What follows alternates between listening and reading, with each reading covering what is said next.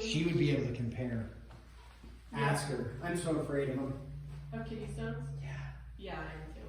And there's not, like, you can't do a lot unless you want a surgical procedure. Right. And isn't it like sometimes from lack of hydration? Yeah, and like if you exercise, like over exercise without enough water, then you like, your body like creates lots of acid and stuff.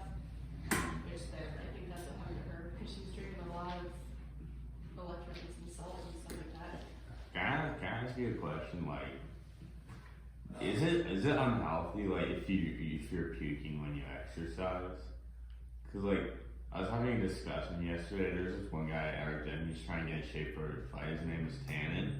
Like right after I was done rolling with him, I was just like puking. I was like, Coach, you're probably pushing him too hard if he's puking. He's like, no, you need to get past that. Like, I'm wondering if that was like healthy or. I don't know. I mean, yeah, people throw up from like working really hard. Doesn't mean it's bad. Yeah. Probably means it's on the verge. Or that you've done unhealthy things to get there. Or you've done unhealthy things. I don't know. Was it? Coach just said like you want to puke while training because you don't want to puke while fighting. That's what he said, but. How old is Tam? He's like. Maybe like 25. He's young. 25? Yeah. Okay, because I knew a Tannen, but he's probably only. He's young. I don't know. Your age, maybe. He's older than me for sure. He might be 21. I don't know. 21, maybe? He's this skinny white kid with a goatee. Like he's like 135 pounds. He has like tattoos. I would have known him when he was little. What was his last name? I don't know. Bauman. I don't know. Ask him if he did the Easter play ever at CLC. I'll ask him. I have a picture of him like as a kid. I wouldn't. It's know. his profile picture. Just asking. Just ask. That'll be the easiest thing to do. Just ask. Okay. Ready? Yeah. All right. Page 43. The book is out. Book is up, and it's on the right page. And it's on the right page. Okay, so when we look at this, we're not going to go through all of these things, but without calculus, with differential calculus, you can see there that there's different things. Like the first one is the value of f of x when x is equal to c. You can just plug into a function. But then with calculus, you can look at the limits. Now, you remember limits last year? And so that's all that is. It's not anything special about limits, stuff we've already discussed, but you can look at this concept of limits. Without calculus, you find the slope of a line. With calculus, you find the slope on a curve. Remember we did that last year briefly. And so what we did last year, we're going to redo. At the very end of last year, we redid stuff. Without calculus, you find the secant to a curve that's going through 2 points. With calculus, you can find the tangent to a curve, which is at 1 point. Average rate of change, and then instantaneous rate of change. So there's different things there. We're not going to go through all of it. And you go to the next page, and the next page is on 44. It says, without calculus, with calculus, different things you can do for that. So in this, there's two things in the preview of calculus. And in that preview of calculus, there is the tangent line problem, which they discussed briefly on page 45. And then there is the area problem, which they discussed on page 46. What we're going to do in Calc 1 is we're going to discuss the tangent line problem and then the area problem, and that's it. So you have two things. It's called differentiation, derivatives, and that's finding the slope along a curve. And then we're going to do integrals, which is finding the area underneath a curve. So those are the two things that you're going to be working on throughout. Like all of calculus will be based off of that. We have two things for at least for the Calc 1 and Calc 2. So when they discuss this, the tangent line versus secant line, We will go into greater detail in like 1.3, I think. But the issue is that if you have a curve, let's do the curve in black here. If you have a curve like this, and you want to find the slope, this is f of x, right? If you want to find the slope between 2 points, that's actually really easy, right? Here, like this. Because you have 2 points. Now, the book notation sets it up with, they give you the c and f of c, and then they give you this concept of delta x, which I'm going to discuss just so we see the notation. So if we have this function is f of x, and this is some c value here, okay, over here, instead of calling this like a d, instead of calling it a different letter, they just say there is this distance from here to here, from c on over to here, and they call that delta x. What does delta x stand for? Change in, right? And so they just say you have a change in x going from c to whatever this point is. So what we have here is 2 coordinate points. Tate, can you help me out with the coordinate points to try to get you on track here?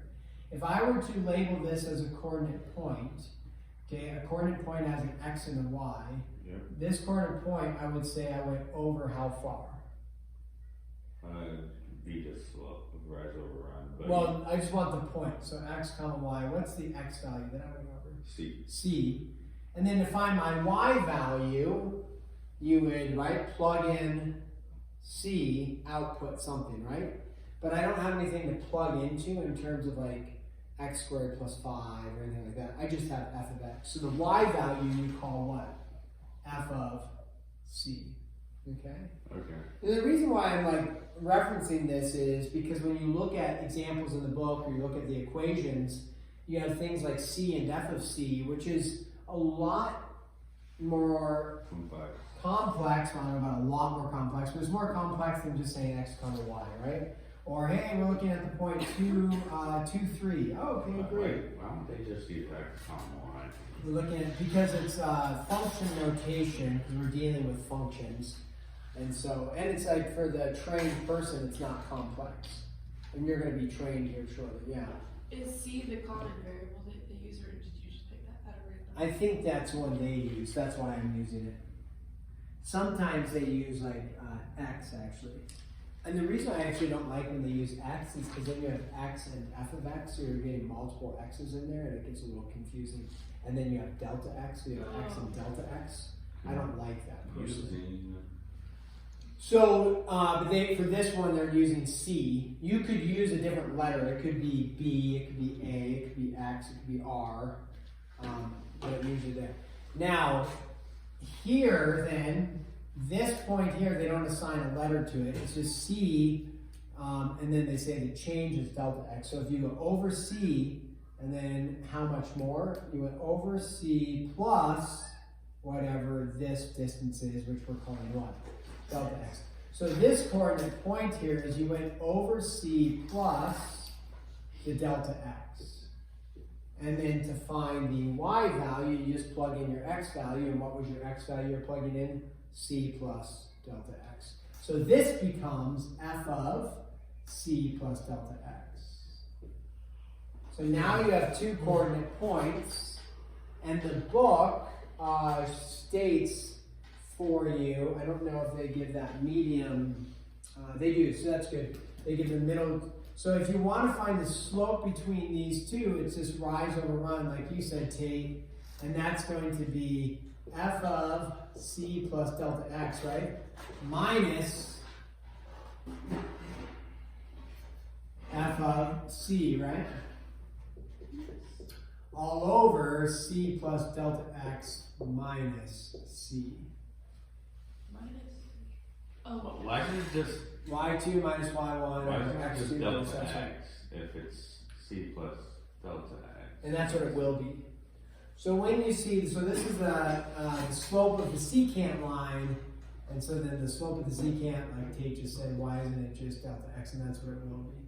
I show the step, and then we looked at that, the final equation, but I show the step of c plus delta x, the book does as well, to see that it is a x2 minus x1. It's just like our slope equation. y2 minus y1 over x2 minus x1, but we just end up with delta x in the bottom. Because what is slope? Remember, slope could be written as delta y over delta x, right? That is slope. And so that's why they like that delta x notation. The pre-calc book, do you remember what letter they used actually? H actually. Oh. Do you remember H in there? Yeah, so they actually used H, and so it would just be H here and H there.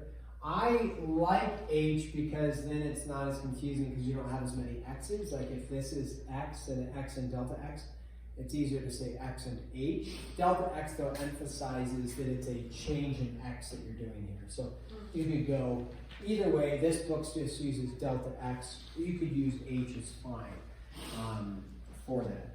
So the issue is that we have a secant line. This is our slope of a secant line with this notation.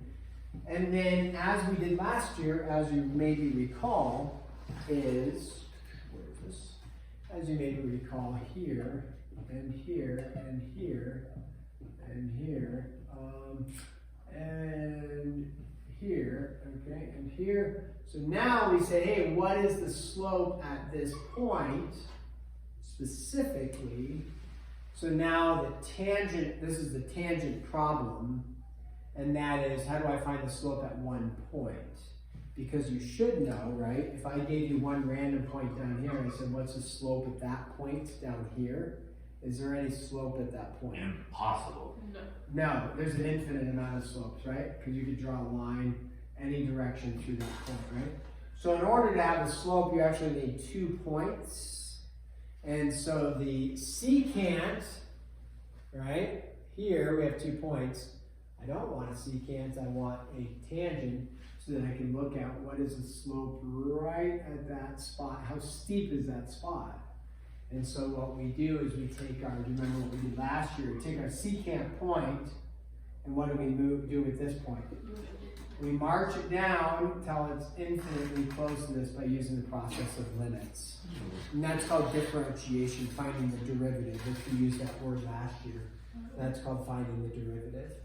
And so that way you actually have 2 points there. So what happens here is between here and here, that was delta x. So as you move this point along, delta x, which was this big, delta x, this starts moving this direction, delta x becomes smaller and smaller and smaller until delta x is going towards what value? The change in x goes to 0. Yeah, and that's called a limit. So that's your tangent line problem. Okay, the area problem is the integration, which we do, that's like the second half. So we're going to focus on the first few chapters, 1, 2, 3, and I believe 4 are all going to be differentiation stuff. And then you get into the second half, which is what do you do for area underneath a curve? And so here, you know, if we have a curve again like this. Now, we're not actually just trying to find an area underneath a curve for no purpose. There's integration is useful for finding different things, like in word problems and things like that. So it's not just, oh, I want to know what the area is underneath here. The area represents something outside of, you know, it could represent the distance traveled, it can represent the volume, or something along those lines. So here, if we said, really easy would be, if I said, it's hard to see, but if I had a line here, it would be easy to find the area from A to B, just some interval, right? What is the area of this? If you know your function, right? You know your function, I said, what's the area? What shape did I just form right here? Rectangle and right triangle. Oh, I see, yes. You could, excuse me, you could look at it as a right triangle, good, and you can look at it as a rectangle, good. That works. Or you could look at it as this shape right here, which might be hard to tell, but then if we changed it and, if we changed it, actually no, that's what I wanted, like this, I want it like this, what shape does that look like? The recesses of our geometry grade starts with a T. Pentagon. That's a trapezoid. It is- Is that the other side? Trapezoid, yeah, Oh. it's a trapezoid. Oh. It's not isosceles. That, oh. A that's- trapezoid by definition just has two parallel, only one set of parallel sides. Then the other sides are not parallel.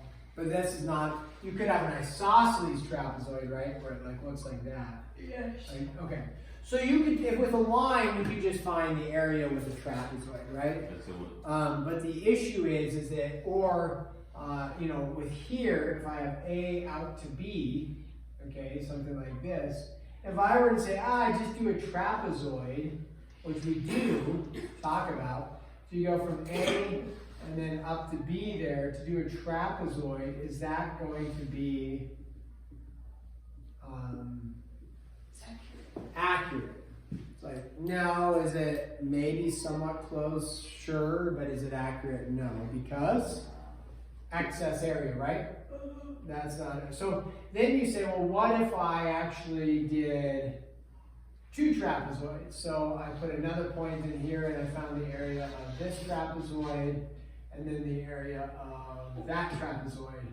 Would that actually get better? Yes. Yeah, it would get better. And then if you said, well, if I did 2, why not do 4?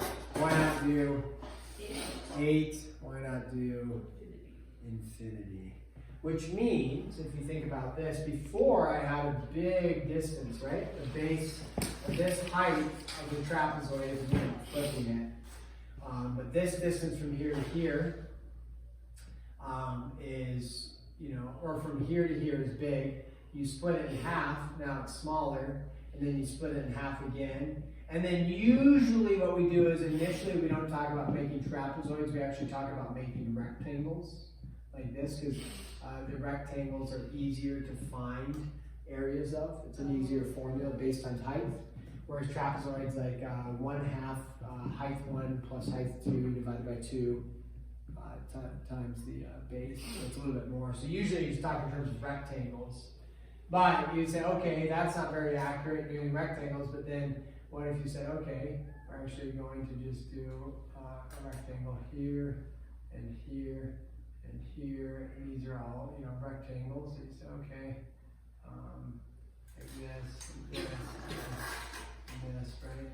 And then you're like, oh, now it's becoming more accurate, and then you even like make them smaller, like that, something like that, right? And so on and so forth. Well, what we notice is as we make them smaller and smaller, the width of the rectangle, what is the width of the rectangle? Well, we call each width of the rectangle delta x, and then what is delta x going to go towards? 0, meaning it doesn't hit 0, but the widths of the rectangle become almost 0. And so how many rectangles do you have in there? Rather than mention it earlier, you have an infinite amount of rectangles, okay? crazy. Yeah. And there's the nice way is that you do it with like through the limit process. You're not actually counting 500 rectangles and calculating base times height for that. So that's the idea with the basics of calculus. All right, your homework is nice. I think this first one is, there's not too much to it, so that's good. Do we have to actually find the derivative? No, not with any of this stuff. Oh. Not initially, no. That's nice. Then tomorrow we talk about limits. This is just to set up what we're going to be looking at going forward. Okay. Start up 16. Okay, I got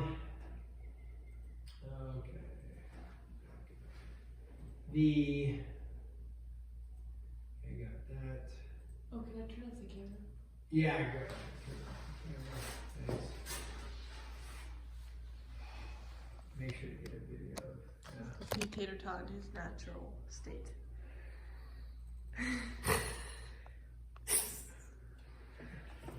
Got that Hey. on film. You're a good man.